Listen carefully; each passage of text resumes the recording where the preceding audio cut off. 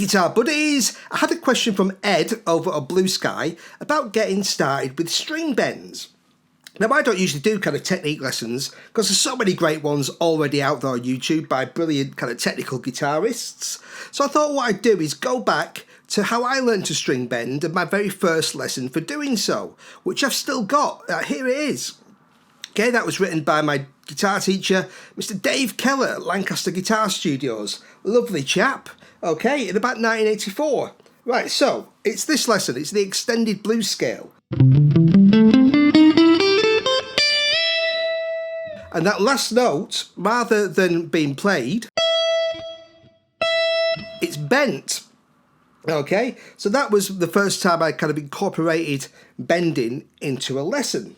Okay, so I'm bending the tone from D to E.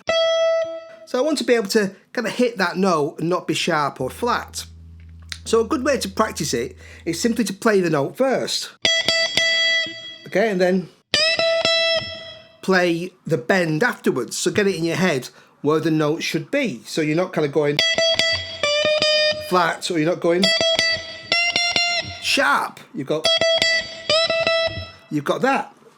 Okay, and then you can take that note and incorporate it into a phrase, for example. So you go,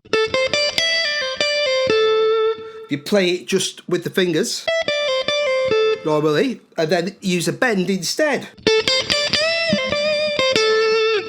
Okay, makes it more interesting. So that's a good way to kind of learn. Just play a phrase or play just the note and then bend to it and try and hit the same pitch. Okay, and then you can start extending that a little bit. So you've got like sort of David Gilmour type double bends where I play like that. So I'm bending a tone and then another tone. So you've got